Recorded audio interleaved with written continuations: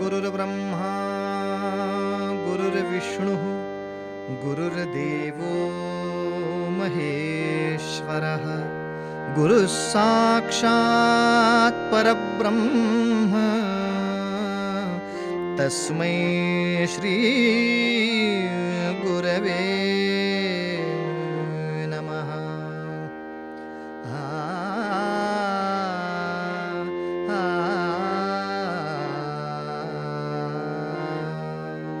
हरे जय जय राम राम कृष्ण हरे हरे जय जय राम राम कृष्ण हरे जय जय राम राम कृष्ण हरे जय जय राम राम कृष्ण हरे जय जय राम।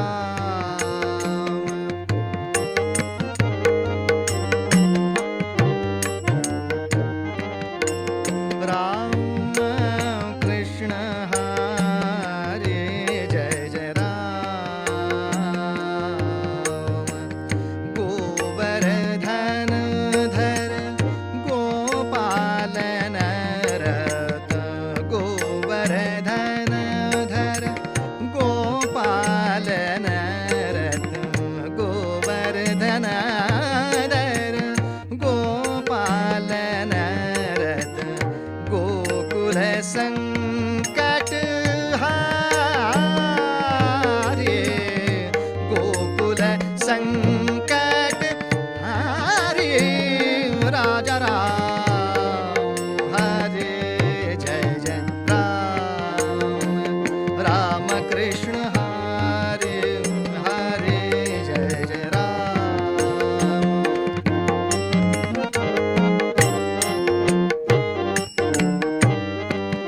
राम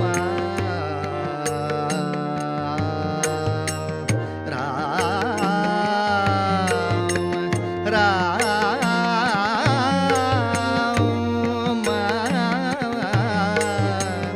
राम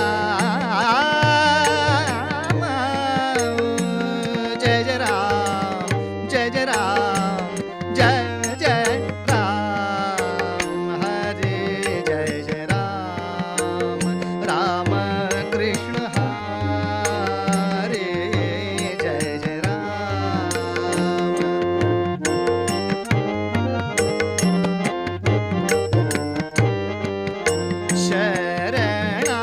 शरणागत दीना दीना दीना शरणागत दीना शरणागत दीना चरणी ने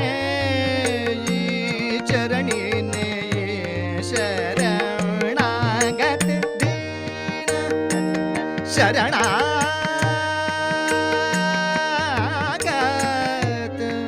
शरणागत दीना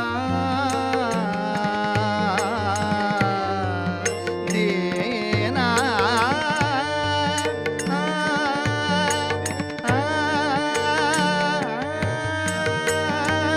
शरणागत दीना दीना शरणागत दीना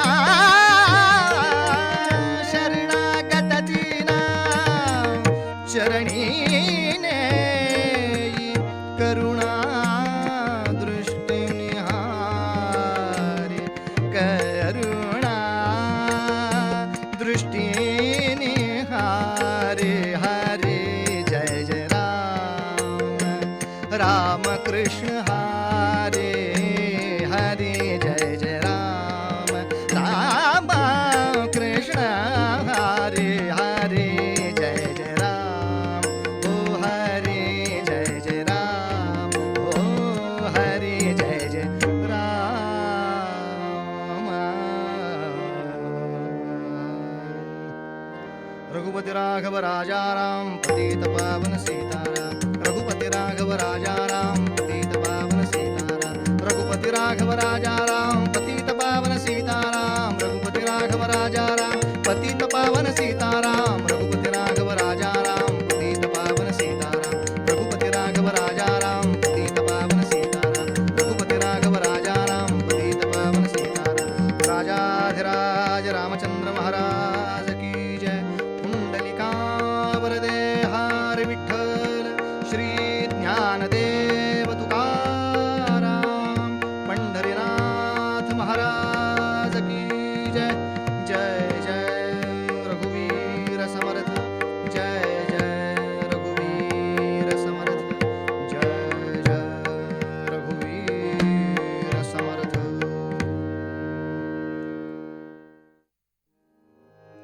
सदा चक्रवाकासी मार्तंड जैसा उडी घालितो संकटी स्वामी तैसा हरी भक्तीचा घाव गाजे निशाणी नुपेक्षी कदा रामदासाभिमानी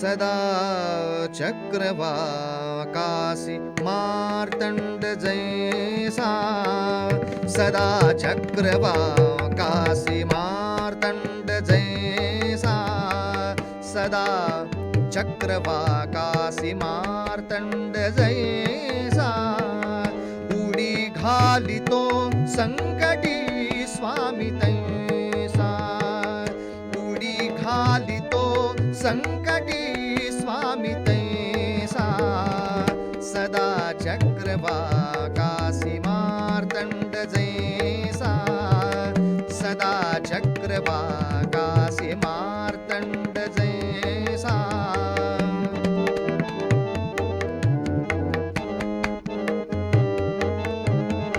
सदा चक्रवाकासी मार्तंड जैसा हरी भक्तीचा घाव गाजे निशाणी हरी भक्तीचा घाव गाजे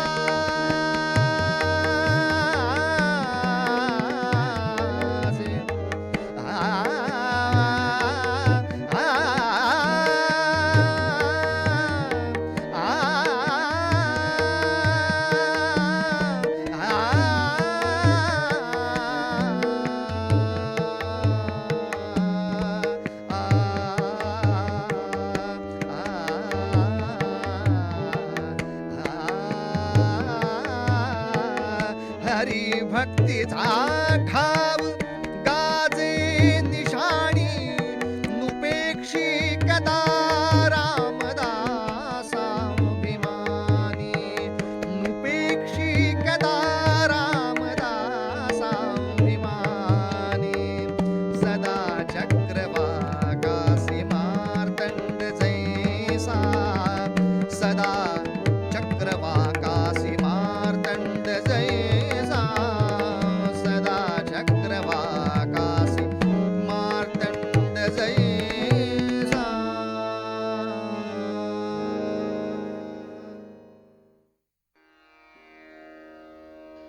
परित्राणाय साधूनां विनाशाय च दुष्कृतां धर्मसंस्थापनार्थाय संभवामि युगे युगे सज्जनांच्या रक्षणासाठी साधूंच्या परित्राणासाठी परमेश्वर युगानुयुग जन्म घेतो आणि त्यांच्या संकटी उडी घालतो त्यांना संकटातून वाचवतो. हे भगवंतानी भगवद्गीतेमध्ये दिलेलं वचन या श्लोकात समर्थ पुन्हा एकदा आग्रहाने पटवतायत. भगवान गोपालकृष्ण हे तर परमेश्वराचा पूर्णावतार. अहो ते सज्जनांच्या संकटी कसे धावून येणार नाहीत, येणारच. याच नात्यानं ते महाभारतामध्ये कुंतीच्या मदतीला धावलेत, पांडवांच्या मदतीला धावलेत. पण कुंती ही गोपालकृष्णांची आत्या बरं का. पण अर्थात पांडव आपले आतेभाऊ आहेत, कुंती आपली आत्या आहे. या नात्याने गोपालकृष्ण त्यांच्याकडे आलेले नाहीत, तर एक सज्जन पालक याच नात्याने ते आलेत. कारण भगवंतांचं प्रेम नेहमी सज्जनावर असतं, स्वजनावर नव्हे. हो, कोणी पाप केली, वाईट वागला, तर तो आपला नातेवाईक असला तरी सुद्धा त्याला भगवंत शिक्षाच करतात. हो, आपल्या नातेवाईकांचं भलं करावं, बाकी काय करायचं आहे. असाच विचार जर ते करणारे असते तर कंस मामाला कशाला मारला असता हो. देवाशी नातं एकच, सज्जनतेच. तशी कुंतीची आणि कृष्णाची भेट महाभारतामध्ये खूप उशिरा झाली आहे. त्या पूर्वीचा इतिहास थोडा ऐकण्यासारखा आहे. कुंती वसुदेवाची सख्खी बहीण, सम्राट शूरसेन यादवाची कन्या. या शूरसेनाला एक मित्र होता, कुंतीभोज नावाचा. त्याला मूल होत नव्हतं. तेव्हा शूरसेनानं सांगितलं, कुंतीभोज, तुला जर खरंच मूल झालं नाही तर माझं पहिलं अपत्य मी तुला देईन. दोन मित्रांनी एकमेकांना वचन दिलं होतं. शूरसेनाचा विवाह झाला, कुंतीभोजाचा झाला. आणि शूरसेनाला जे पहिलं अपत्य झालं ते कुंती. कुंतीभोज राजाला अपत्य आज होईल, उद्या होईल म्हणून काही काळ वाट पाहिली, पण आता ते संभव नाही हे लक्षात आलं. तेव्हा या शूरसेनानं कुंतीभोज राजाच्या स्वाधीन या कुंतीला केलेला आहे, दत्तक दिलाय. पण तोवर कुंती मोठी झाली होती हो. आता जे आपण राहतोय ते दत्तक घेतलेल्या आई वडिलांचं घर आहे, परक्याचं घर आहे. आपल्या खऱ्या आई वडिलांचं ते घर नाही. ही परकेपणाची जाणीव कुंतीला सतत राहिली. पुढच्या आयुष्यात ही खंत कुंतीनं बोलून दाखवली आहे कृष्णाला, की कृष्णा, अरे मी जाणती असताना माझ्या मनाचा विचार न करता माझ्या वडिलांनी दुसऱ्याला मला देऊन टाकली रे. माझ्या आयुष्याची परवड तिथूनच सुरू झाली आहे, अशी खंत तिनं बोलून दाखवली आहे. पण परक्याच्या घरात राहावं लागलं हे तर काहीच नाही. तिच्या आयुष्यात पुढे एक विचित्र प्रसंग आला. ती ऐन तारुण्याच्या उंबरठ्यावर आहे, अल्लड आहे. अशा वेळेला दुर्वास नावाचे ऋषी या कुंतीभोज राजाकडे आले आहेत. पूर्वी असे कोणी मोठे ऋषी आले की त्यांचं आदरातिथ्य करायचं ही प्रथाच होती. या प्रथेप्रमाणे कुंतीभोज राजानं सांगितलं, कुंती, दुर्वास ऋषींची निवास, भोजन ही सगळी व्यवस्था तू सांभाळायचीस बरं. जेवढा काळ दुर्वास ऋषी तिथे होते तेवढा काळ यथाशक्ती कुंतीने त्यांची सारी सेवा केली. कुंतीच्या सेवेनं प्रसन्न झालेले दुर्वास ऋषी पुढच्या तीर्थयात्रेला निघाले. मात्र त्यांनी जाताना कुंतीला एक आशीर्वाद दिला. तव सेवेने प्रसन्न झालो, मंत्र मी देतो तुझला, तुझला मंत्र मी देतो तुझला, तुझला मंत्र मी देतो तुझला. तव सेवेने प्रसन्न झालो, तव सेवेने प्रसन्न झालो, मंत्र मी देतो तुझला, तुझला मंत्र मी देतो तुझला.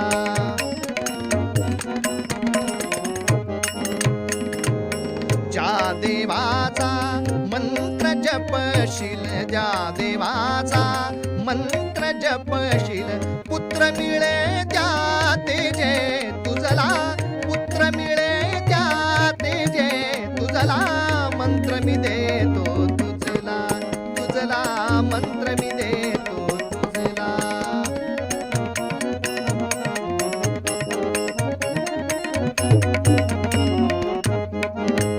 हा मंत्र मी देतो तुझला.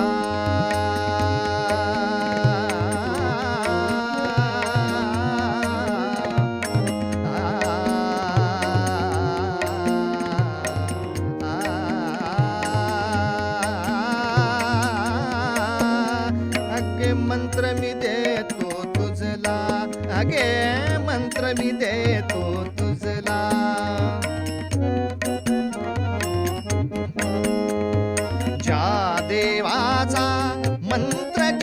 जपशील ज्या देवाचा देवाचा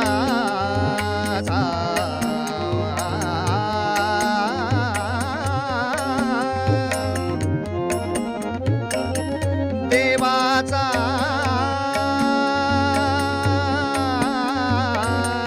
देवाचा ज्या देवाचा मंत्र जपशील ज्या देवाचा मंत्र जपशील पुत्र मिळे त्या तेजे तुझला पुत्र मिळे त्या तेजे तुझला मंत्र मी देतो तुझला कुंती मंत्र मी देतो तुझला तुझला मंत्र मी देतो मंत्र मी देतो मंत्र मी देतो तुझला.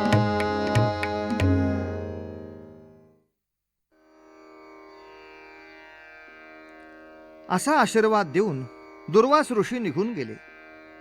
पण या आशीर्वादाचं गांभीर्य समजण्या इतकी कुंती मोठी नव्हती.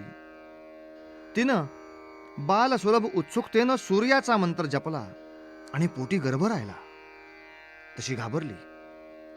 आता या कथेमध्ये मंत्रामुळे गर्भ राहिला असं एक अद्भुत आहे. काही कथा अद्भुताला मान्य करूनच पुढे पाहायच्या असतात. त्या अद्भुत गोष्टीला न कुरवाळता कथेचं सार शहाण्यांनी पाहायचं असतं. आपल्याकडे लाकूड तोडायची गोष्ट नाही का?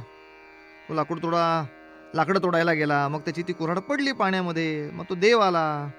मग देवानी पहिल्यांदा सोन्याची कुऱ्हाड काढली, मग चांदीची काढली, मग पितळ्याची काढली. ती तुझी आहे का? तेव्हा लाकूड तोडाय म्हणला नाही. मग लोखंडाची काढली, ही तुझी आहे का? तेव्हा लाकूड तोड्या हो म्हटला. मग देव म्हणाला, बघ तू खरं बोललास, आता 4ही कुऱ्हाडी तुलाच देऊन टाकणार.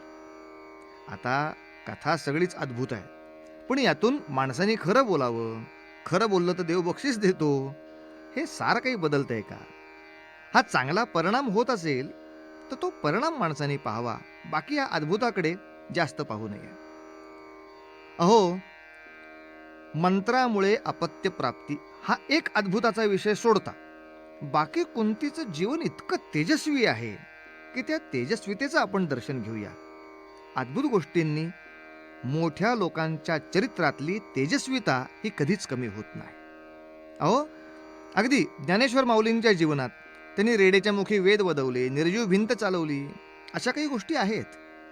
समजा त्या गोष्टी त्यांच्या चरित्रातनं बाजूला काढल्या, पण तरी सुद्धा त्यांचं अध्यात्म क्षेत्रातलं किंवा साहित्य क्षेत्रातलं स्थान हे कधीही बदलत नाही. तेव्हा पुराणांमध्ये ज्या कथा असतात त्यातलं थोडं अद्भुत बाजूला केलं तरी त्या कथेचं सार, त्या कथेची तेजस्विता ही कधीच बदलत नाही. अशी ही कुंती वर्षभरासाठी वनविहाराला गेली आणि तिथेच तिनं त्या मुलाला जन्म दिला. मोठ्या दुःखी अंतःकरणानं त्याला टोपलीत घातला आणि पाण्यात सोडून दिला.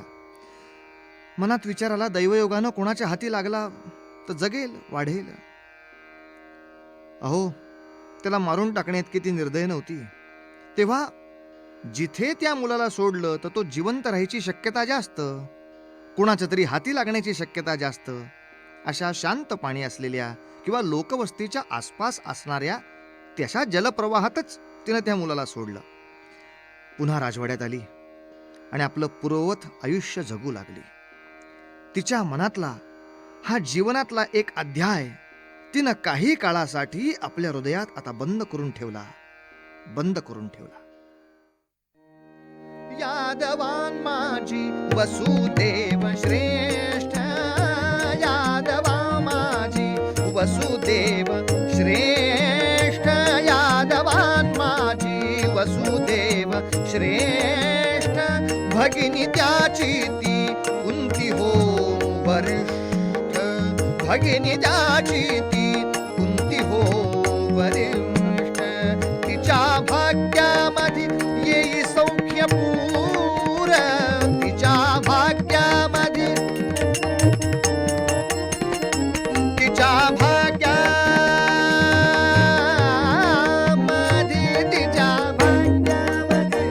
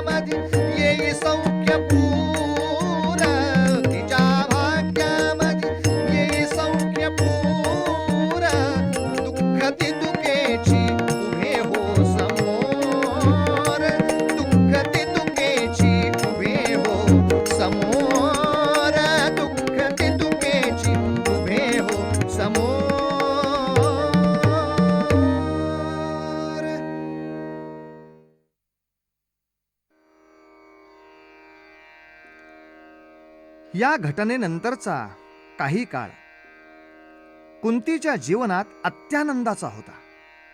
अहो, कुंतीभोज राजानं कुंतीचं स्वयंवर आरंभलं. या स्वयंवराला हस्तिनापूरचा सम्राट आला होता. कुरुकुळातला राजा कौरवेश्वर, अहो, ज्याचं नाव सगळ्या भारतात गाजत होतं असा सम्राट पंडू, तो आला होता. तो शौर्यानं, सज्जनतेनं कीर्तिमान होता. त्याच्या त्वचेमध्ये पांढुरकेपणा जरा जास्त होता, पण बाकी तो पूर्ण पराक्रमी, सामर्थ्यवान, रूपगुण संपन्न असा होता. तो कुंतीच्या मनात भरला आणि साऱ्यांच्या देखत कुंतीनं त्याला वरमाला घातली. त्या मदन मनोरम रूपी, त्या मदन मनोरम रूपी, त्या मदन मनोरम रूपी, त्या मदन मनोरम रूपी, त्या मदन मनोरम रूपी, मन माझे गुंतून गेले, मन माझे गुंतून गेले, ग मन माझे गुंतून गेले. कधी वाहिन काया त्यासी, कधी वाहिन काया त्यासी, प्रेमे ही ऐसे झाले, प्रेमे ही ऐसे झाले. दिवस तो पूर्ण सौख्याचा ग, दिवस तो पूर्ण सौख्याचा, दिवस तो पूर्ण, दिवस तो पूर्ण सौख्याचा, दिवस तो पूर्ण सौख्याचा. येईल मज गवण्या काळी, येईल मज गवण्या काळी. गुणरूप चिंतनी पाही, गुणरूप, गुणरूप, गुणरूप, गुणरूप,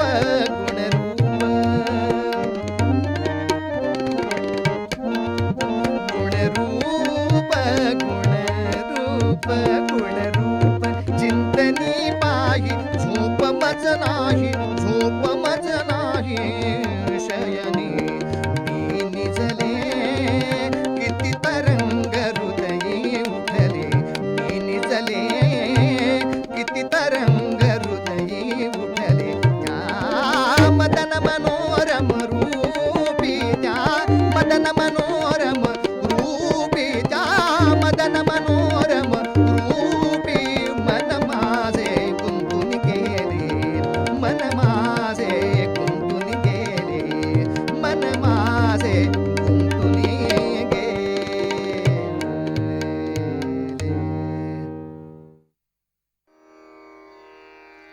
कुंतीचा विवाह झाला.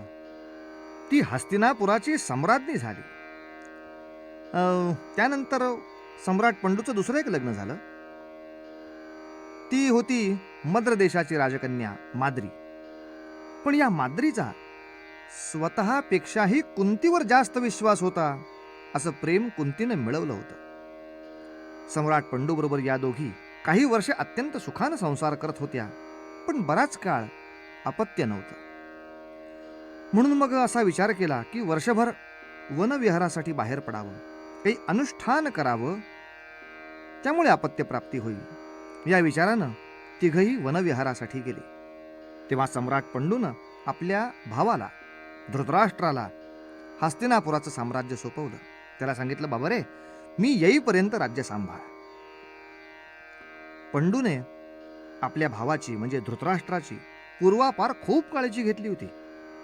खरं तर धृतराष्ट्र हा पंडूचा थोरला भाऊ होता, पण तो जन्मांध असल्यामुळे त्याला राज्यावर बसता आलं नाही. ते राज्य पंडूला मिळालं. पण तरीही धृतराष्ट्रानंच महाभारतामध्ये अनेक ठिकाणी अशी कबुली दिली आहे की सम्राट पंडू माझा खूप मान राखायचा. जणू हे हस्तिनापुराचं राज्य माझंच आहे आणि तो सांभाळतोय, असाच मला मान देऊन तो वागवत असे. अहो, ही पावतीच सांगतेय ना, सगळं काही आलं याच्यामध्ये. म्हणजे समजा धृतराष्ट्राकडे सत्ता नसती तरीही त्याची मुलं काही भिकेला लागणार नव्हती, निर्वासित म्हणून जगणार नव्हती. ती भीती बाळगायचं कारण नव्हतं. पंडू अतिशय नीतिमान होता. धृतराष्ट्राला ही खात्री असायला हवी की पंडू आपल्याही मुलांना उत्तम शिक्षण देणार आहे, राजमंत्रिमंडळामध्ये काही उत्तम पद देणार आहे, त्यांचा उदरनिर्वाह व्यवस्थित होणार आहे. पण काय करावं, सत्तेच्या खुर्चीत बसलं की डोकी काही वेळेला फिरतात हो. तसं या धृतराष्ट्राच्या मनात कपट आलं आणि हे सांभाळायला दिलेलं राज्य आपल्याला कायमचं मिळावं अशी त्याला इच्छा प्रबळ झाली. इकडे अरण्यामध्ये एक विचित्र घटना घडली. या पंडूच्या हातून कोणा ऋषीची अजाणतेपणे हत्या घडली आणि तेव्हा त्या ऋषीने शाप दिला. त्या शापामुळे पंडूला अपत्य प्राप्ती आता शक्य नव्हती. या वार्तेनं दोन्ही राण्यांना अतिशय दुःख झालं. पंडू म्हणाला सुद्धा की राण्यांनो, तुम्ही माझा परित्याग करा, तुम्ही दुसरं लग्न करा, मी वनात राहतो, तुम्ही नगरात जा. पण दोघीही त्याच्यापाशीच व्रतस्थ राहायला तयार होत्या. पण तरी सुद्धा पंडूच्या मनातलं निपुत्रिक आपण मरणार हे शल्य काही जाईना. तेव्हा कुंतीला त्या दुर्वासांनी दिलेल्या आशीर्वादाची आठवण झाली. मग तो मंत्र तिनं माद्रीलाही सांगितला आणि त्या देवतांच्या प्रभावाने कुंतीला 3 मुलं झाली, माद्रीला 2. पुन्हा एकदा विनंती, कथेतील अद्भुताला फार महत्व न देता कथेच्या तात्पर्यावर आपले लक्ष केंद्रित करावे. तात्पर्य इतकेच की वनामध्ये असताना दोघींना देवतांच्या अनुष्ठानाने अपत्ये झाली. बाकीचा विचार काढून टाका. ही 5ही मुलं म्हणजे युधिष्ठिर, भीम, अर्जुन आणि माद्रीचे 2 नकुल आणि सहदेव. 5ही मुलं पंडूची, त्यामुळे त्यांना पांडव म्हणत. इकडे धृतराष्ट्रालाही मुलं झाली. ती धृतराष्ट्राची मुलं त्यांना कौरव म्हणत. पण काही काळाने सम्राट पंडूचा वनातच मृत्यू झाला. त्याच्याबरोबर माद्री सती गेली आणि कुंती आपल्या या 5 मुलांना घेऊन हस्तिनापुराला परत आली. आता खरं तर पंडूचं राज्य म्हणजे पांडवांना ते राज्य मिळायला हवं. पण धृतराष्ट्र म्हणाला, मुलं लहान आहेत अजून, त्यांची शिक्षण होऊ देत, ते मोठे होऊ देत, मग देऊ द्या राज्य. त्यामुळे राज्याची मालकीण असलेली कुंती या धृतराष्ट्राच्या राज्यात आश्रितासारखी राहायला लागली. कारण पांडवांना नष्ट करण्यासाठी धृतराष्ट्र कपट करू लागला, काही प्रयत्न करू लागला, याची कुणकुण कुंतीला लागली. आता आपल्याच नगरात आपल्याला निराश्रितासारखं राहायचं आहे. अहो, धृतराष्ट्राप्रमाणे धृतराष्ट्राची मुलंही, ते सगळे कौरव सुद्धा पांडवांचा द्वेष करत. कौरव पांडवांचं शिक्षण पूर्ण झालं. धृतराष्ट्राने नाईलाजाने का होईना पण पांडवातला जो ज्येष्ठ भाऊ युधिष्ठिर, त्याला यवराज्याचा अभिषेक केला, तो लोकप्रिय होऊ लागला. मग मात्र सगळे जळफळले. पांडवांना कुंतीसह जाळून मारायचा प्रयत्न या कौरवांनी अनेकदा केला. यांना मुद्दाम एका तीर्थयात्रेला पाठवलं, वारणावत नावाच्या तीर्थक्षेत्रात. त्यांचा निवास करण्यासाठी एक सुंदर घर तयार केलं, लाक्षागृह नावाचं. या घरामध्ये अग्निभक्षक अशा सगळ्या गोष्टी ठासून भरल्या होत्या की ज्याला आग लागली की हे आयुष्यात कधीही जिवंत राहणार नाही. पण विदुराच्या कृपेनं त्या महालातून आधीच भुयार खणून पांडव निसटून गेले. पण यापुढे जर आपण जिवंत होते कौरवांना समजलं तर सत्तेचा, संपत्तीचा, सैन्याचा आधार घेऊन ते आपल्याला कुठेही मारून टाकतील. या भीतीनं जवळजवळ पुढे 12 वर्ष पांडव आणि कुंती गावोगाव निर्वासितासारखे राहत राहिले. उपाशी तापाशी भिक्षा मागून राहत होते. पण तरीही कुंतीची तेजस्विता कुठेही त्या वनवासात कमी झाली नाही. तिची तेजस्विता कधीच कमी झाली नाही.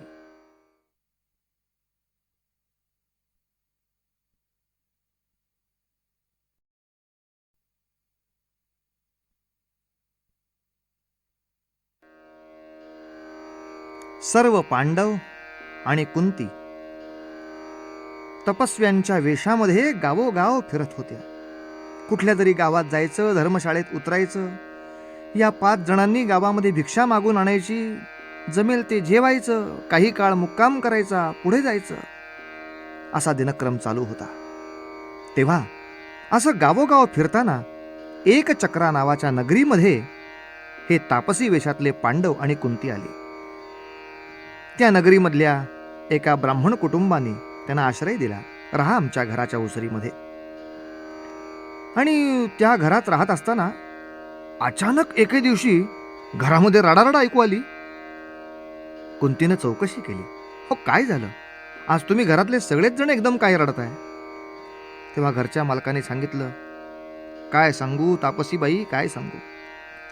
अहो, या आमच्या नगरीवरती बकासूर नावाचा एक विचित्र शासन करता आलेला आहे. त्याला रोज एक गाडाभर अन्न लागतं. बरं, अन्न सुद्धा आम्ही द्यायला तयार होतो, पण नाही. त्या एक गाडा अन्नाबरोबर त्याला एक माणूस पाठवायला लागतो. त्या माणसाला मारून हा खातो. इतके दिवस सगळ्या गावाच्या कल्याणासाठी कुणी ना कुणी जातोय बळी. आता आज आमच्या घरावर पाळी आहे, म्हणून आम्ही ठरवतोय की आता घरातल्या कुणी जायचं मरायला. कुंती म्हणाली, अहो, तुम्ही रडताय याचं कारण तुम्हाला 2-3च मुलं दिसत आहेत. काही काळजी करू नका, मला 5 मुलं आहेत. तुम्ही फक्त गाडाभर अन्न मिळवा, मी माझ्या मुलाला पाठवते. तो ब्राह्मण सांगतोय, अहो, कशाला तुम्ही एवढे कष्ट घेता? तुमच्या मुलाला कशाला ही शिक्षा?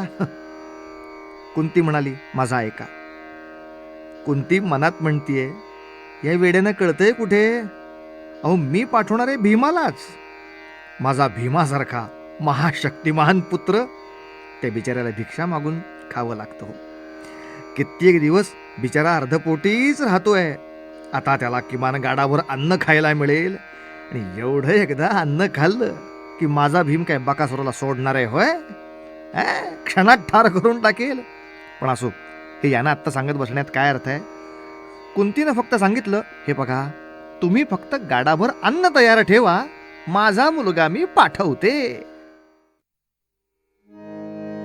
गाडाभर जर अन्न असे तर, गाडाभर जर अन्न असे तर, मम पुत्रा धाडावे, मम पुत्रा धाडावे. असुरा मारुनी भीमाने मग, असुरा मारुनी भीमाने मग, जन हे मुक्त करावे. गाडाभर जर अन्न असे तर, गाडाभर जर अन्न असे तर, गाडाभर जर अन्न असे तर.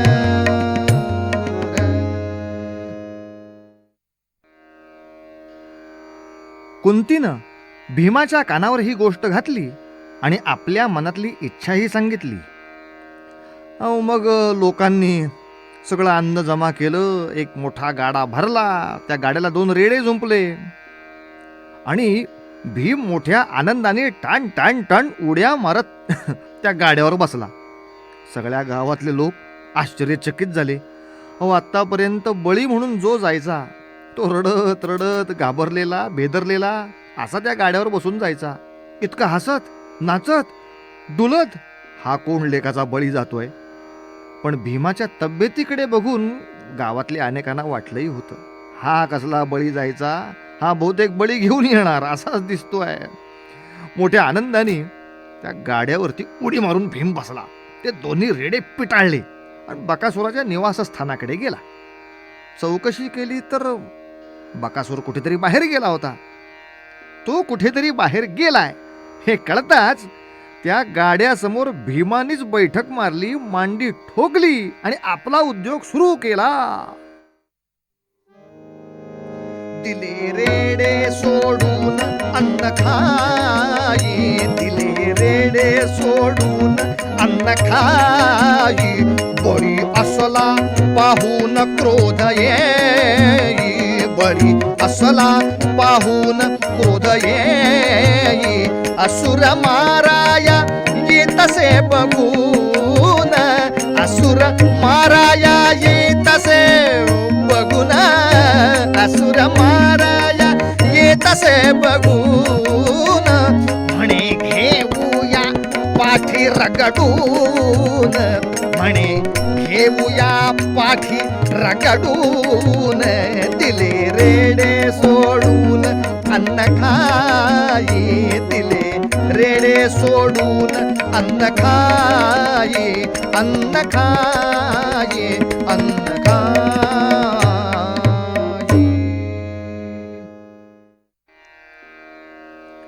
भीमच त्या गाड्यातलं अन्न खाऊ लागला. थोड्या वेळाने बकासूर आला आणि पाहिलं, अरे आपल्यासाठी आलेला बळी आपलंच अन्न खातोय. असा चिडला चिडला धावत धावत आला आणि भीमाला पाठीमागून दणादण बुक्क्या मारायला सुरुवात केली. भीम म्हणायचा, वा वा वा वा, आज बरेच दिवसांनी छान पोटभर खायलाही मिळालं आणि पाठ रगडून घ्यायला नोकरही जरा चांगला मिळालाय, पैलवान मिळालाय. बरं वाटतंय. हो, मार रे, अजून बुक्क्या मार. बकासुरासारख्या अत्यंत बलवान राक्षसाचे प्रचंड शक्तीचे गुद्दे जो सहज पचवतो, काय त्या भीमाची शक्ती वर्णन करावी हो. पण इकडे कुंतीनं भीमाला बकासुराकडे पाठवला हे युधिष्ठिराला समजलं, थोरल्या भावाला समजलं. तो धावत आला. तो म्हणला, आई अगं काय ग हे केलंस? तू काय आपल्या मुलांवर उदार झाली आहेस का? आता त्या कुंतीचं उत्तर ऐका, म्हणजे तिची तेजस्विता कळेल. कुंती म्हणाली आहे, युधिष्ठिरा, ज्या नगरीत आपण राहतो, ज्या नगरीनं आपल्याला सांभाळून आपल्यावर उपकार केला, त्या नगरीचं दुःख दूर करण्यासाठी आपण काहीच कष्ट करू नयेत का? हे बघ, तू काळजी करू नकोस. भीम बकासुराला ठोकून काढल्याशिवाय काही राहणार नाही. भीमाची ताकद किती आहे हे आपण सगळेच जण जाणतो. भीम योद्धा आहे, म्हणूनच मी त्याला पाठवलाय. आणि एक लक्षात ठेव, बकासुराच्या आणि भीमाच्या युद्धात जर भीम मेला तरी त्याला सद्गतीच मिळेल, कारण तो लोकांच्या कल्याणासाठी युद्ध करून मेलाय. अशाच पद्धतीनं न्याय युद्ध करून तुम्हाला सद्गती मिळावी या बुद्धीनच मी त्याला धाडलाय, कळलं? भीमाला पाठवताना कुंती काय मनाची तयारी करून ठेवलेली होती हे आपल्या लक्षात येईल. अर्थात कुंतीनं जरी मनाची तयारी करून ठेवली होती तरी भीमानं आपल्या आईचं म्हणणं अगदी खरं करून दाखवलं. बकासुराला त्या भीमाने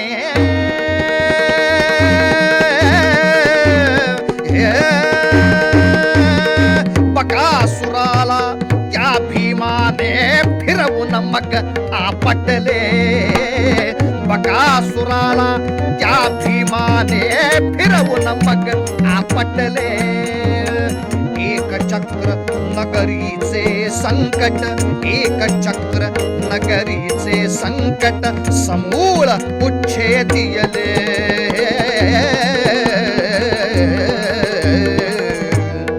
जनते कौरविती, जनते कौरविती भीमा आणि कुंती ती.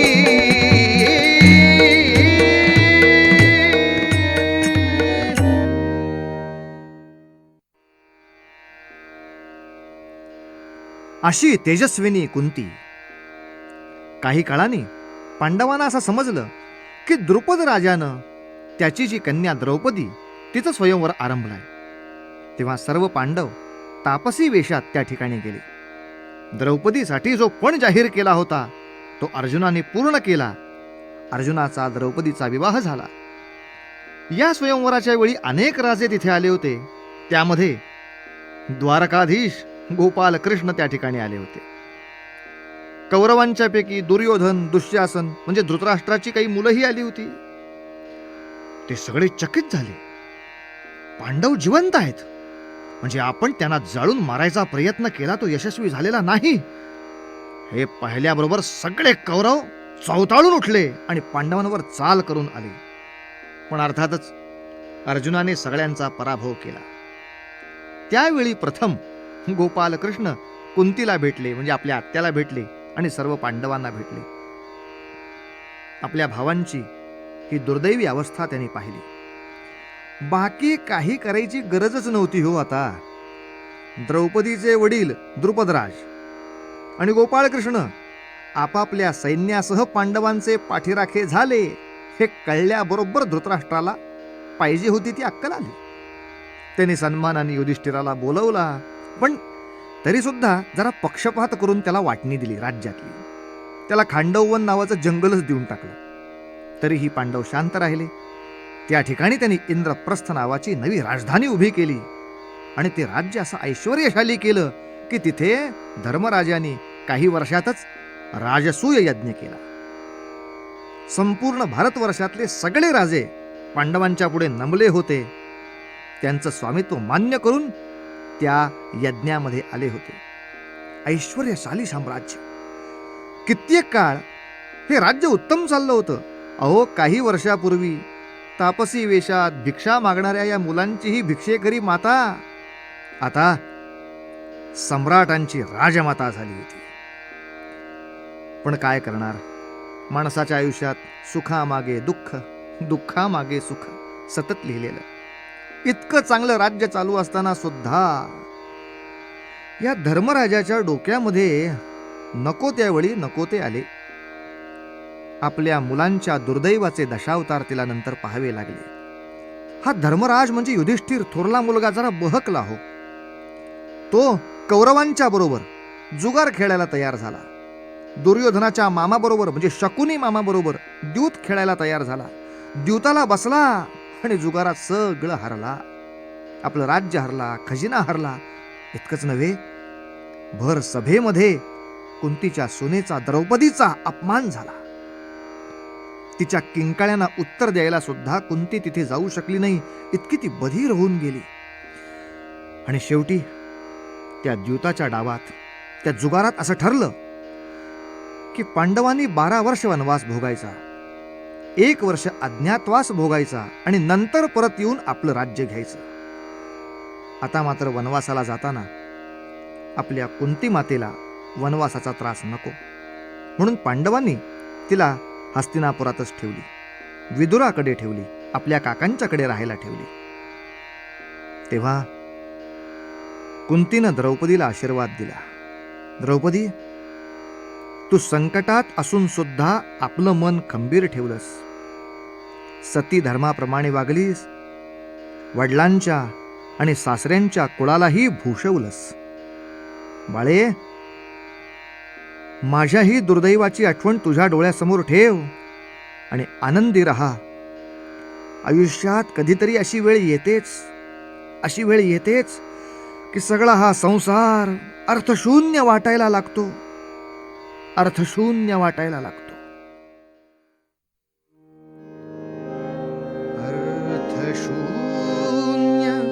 भासे मजहा कलह जीवनाचा. अर्थशून्य भासे मजहा कलह जीवनाचा. धर्म न्याय नीती सारा खेळ कल्पनेचा.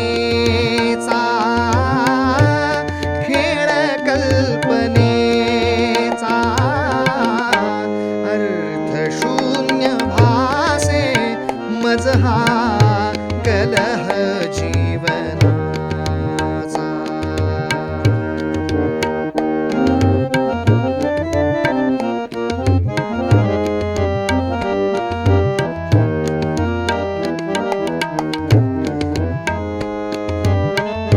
ध्यास एक हृदयी धरुनी. ध्यास एक हृदयी धरुनी. स्वप्न रंगवावे. स्वप्न रंगवावे. वीज त्यावरी तो पडुनी. शिल्प कोसळावे. सर्वनाश एकच दिसतो. सर्वनाश एकच दिसतो. नियम या जगाचा. नियम या जगाचा. अर्थशून्य भासे मजहा कलह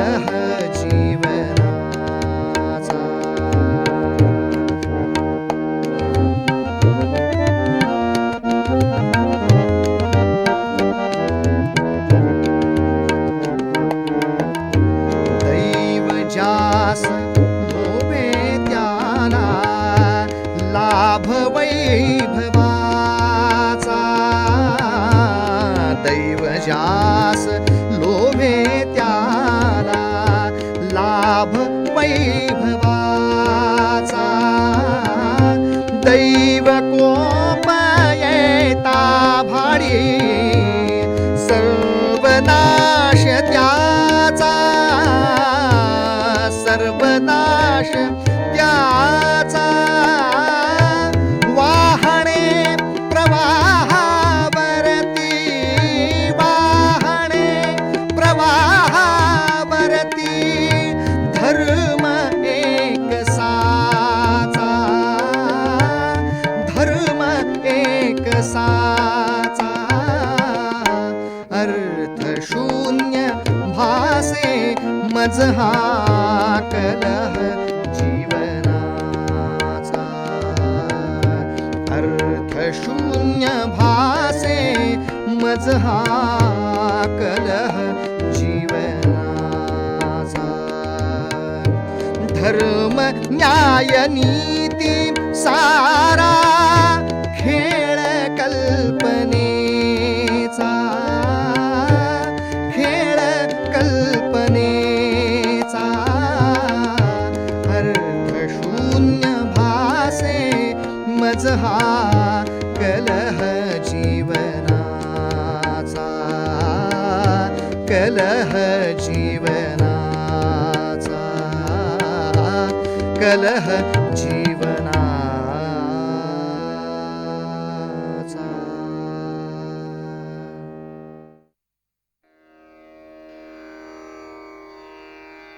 12 वर्ष वनवास आणि 1 वर्ष अज्ञातवास हे पांडवांनी पूर्ण केलं. आता त्यांचं राज्य त्यांना परत द्या हे सांगायला गोपाळकृष्ण स्वतः हस्तिनापुरामध्ये आले होते. तेव्हा ते विदुरा घरी गेले आणि आपल्या आत्याला भेटले, कुंतीची भेट घेतली. तेव्हा कुंतीनं विचारलं, कृष्णा, पांडवांनी काय काय अटी घातल्या आहेत रे?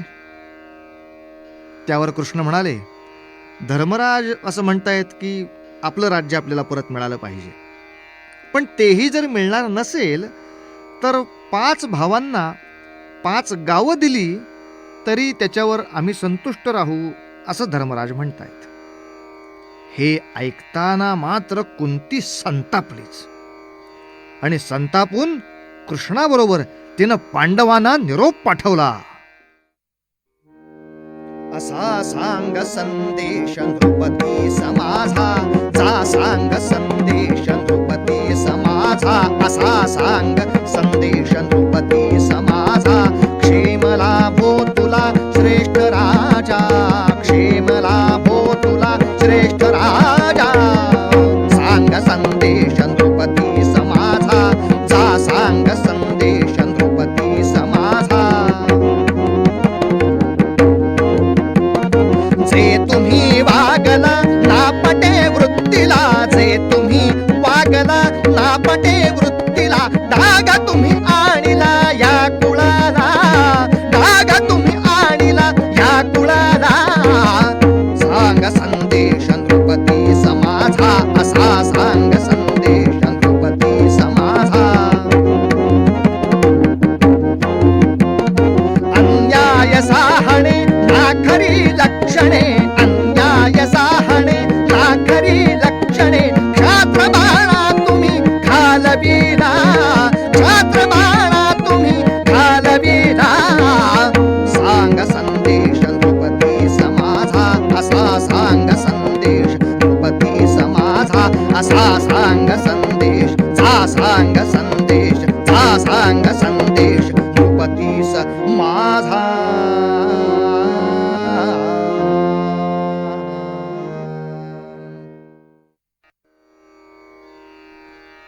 गोपालकृष्णा, पांडवांना माझा निरोप सांग की तुम्ही धर्म धर्म म्हणून अधर्माला कवटाळता आहात. फक्त दयाबुद्धीनं वागावं म्हणून मी तुम्हाला जन्म दिलेला नाही. अरे, आपली आई आश्रितासारखी दुसरीकडे राहतीये याची तरी लाज धरा. अर्जुनाला सांग, तू जन्मल्यानंतर तू जगज्जेता होशील अशी आकाशवाणी झाली होती. ती खरी व्हायला हवी. तुम्ही काय एकेका गावाचे राजे होण्यासाठी जन्माला आलात? भीमाला सांग, मोठे लोक कधी निराश होत नाहीत. कौरवांचा अंत केल्याशिवाय तू शांत होणार नाहीस हे मला माहिती आहे, आणि तेच मला अपेक्षित आहे. नकुल सहदेवाला सांगा, कार्पण्याने जगण्यापेक्षा पराक्रमाचे भोग अधिक चांगले असतात. आणि अखेरीस द्रौपदीला सांगा, तुझं वर्तन मला सतत संतुष्ट ठेवणार आहे. आणि शेवटचा निरोप त्या धर्मराजाला सांगा की धर्मराज, तुमच्या दुर्गतीपेक्षा मला द्रौपदीच्या विटंबनेचं जास्त दुःख आहे. याची जाण ठेवा आणि शौर्याने लढा, आपलं राज्य परत मिळवा. असा तेजस्वी संदेश कुंतीनं पाठवलाय. मग कौरव पांडवांचं घनघोर युद्ध झालं आणि सर्व कौरवांना नष्ट करून पुन्हा एकदा आपले पांडव भारतवर्षाचे सम्राट झाले. सगळे कौरव संपले. त्यामुळे निपुत्रिक झालेला धृतराष्ट्र, गांधारी ते अरण्यात निघाले वानप्रस्थाश्रमात राहण्यासाठी. त्यांच्याबरोबर विदुरही निघाला आणि कुंतीही निघाली. धर्मराज म्हणाले, काकांना राज्यातच राहू दे, आम्ही त्यांची सगळी सेवा करू. पण धृतराष्ट्र म्हणाला, आता या राज्यात राहणं आम्हाला अधिक दुःखदायक होणार आहे. आम्हाला अरण्यातच राहिलं पाहिजे यानंतर. धर्मराज म्हणाले, ठीक आहे, अरण्यामध्ये काकांच्या सेवेची आम्ही पूर्ण व्यवस्था करू. पण आई, तू कशाला जातेस त्यांच्याबरोबर? याच्यासाठी तू आम्हाला लढवलंस का? आमच्यामुळे तुला वनवास भोगावा लागला. मग जेव्हा आम्हाला राज्य मिळालं तेव्हा त्या राज्याचं सुख भोगायला तू नकोस का? तेव्हा कुंती म्हणाली, वेड्या, राज्य विलास मला मिळावा म्हणून मी तुम्हाला लढा म्हणून सांगितलं नव्हतं. तुम्हाला तुमच्या कर्तव्याची जाणीव करून दिली होती. तेव्हा मी आईचं काम केलं, आता मला सुनेचं काम करू दे. धृतराष्ट्र माझे वडील दीर आहेत, तेव्हा ते आणि गांधारी मला सासू सासऱ्यांच्या ठिकाणी आहेत. वृद्धपणी वानप्रस्थ स्वीकारावा, ईश्वर चिंतनात वडीलजनांची सेवा करत आयुष्य घालवावं, हेच उचित असतं. संसाराच्या मार्गावर ऐनवेळी पती निघून गेले, त्यानंतर तुम्हाला मी वाढवलं, त्याचा आज सार्थक झालं रे, सार्थक झालं. मुलांचं राज्य बघायला वडीलजन नसावेत, हे दुर्दैव सज्जनांच्या कपाळी नेहमीच असतं. प्रभू रामचंद्र भारतवर्षाचे सम्राट झाले, ते बघायला दशरथ नव्हते. पांडव 2 वेळा भारताचे सम्राट झाले, ते पाहायला पंडू नव्हते. खरंच पुढच्या इतिहासातही असंच दिसतं नाही. शिवाजी राजांचा राज्याभिषेक झाला, ते पाहायला शहाजी नव्हते. कुंती मोठ्या तृप्तपणे वानप्रस्थाश्रमात गेली. वडील जनांची सेवा करण्यातच तिनं आपलं आयुष्य संपवलं, पण ती तृप्त होती, आनंदी होती. आपली मुलं सम्राट झालेली तिनं पाहिली, आपले नातू राज्यावर आलेले तिनं पाहिले. आणि खरंच ज्याच्या दर्शनामध्ये परमसुख मिळतं, असा भगवान गोपालकृष्ण आठवण काढताच समोर येऊन उभा राहायचा हो. अशा भगवंताच्या साक्षात्काराच्या आनंदात ती जगली. खरंच असं तेजस्वी आयुष्य जगून परमेश्वराचा साक्षात्कार घेऊन आपल्याही जीवनाची समाप्ती व्हावी, असं आपल्याला नाही का वाटणार या कुंतीच्या कथेवरून? कुंतीचं आयुष्य खरंच पुढे सोन्याचं झालं. सोनियाचा दिवस आजी अमृते पाहिला, नाम आठविता रूपी प्रगट पै झाला, प्रगट पै झाला. सोनियाचा दिवस आजी अमृते पाहिला, अमृते पाहिला. सोनियाचा दिवस आजी अमृते पाहिला, अमृते पाहिला. नाम आठविता रूपी, नाम आठविता रूपी प्रकट पै झाला, प्रकट पै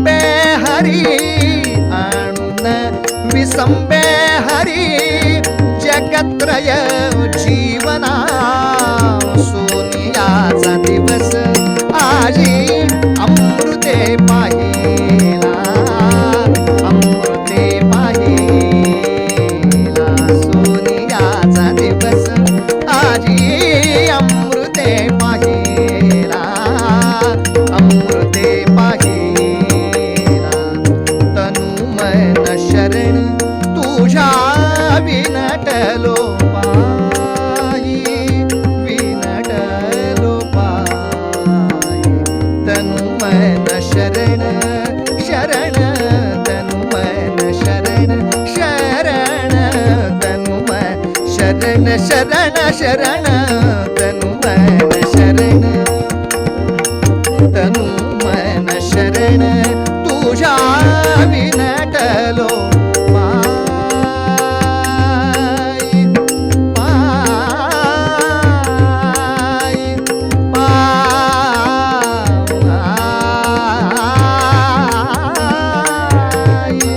पायी पायी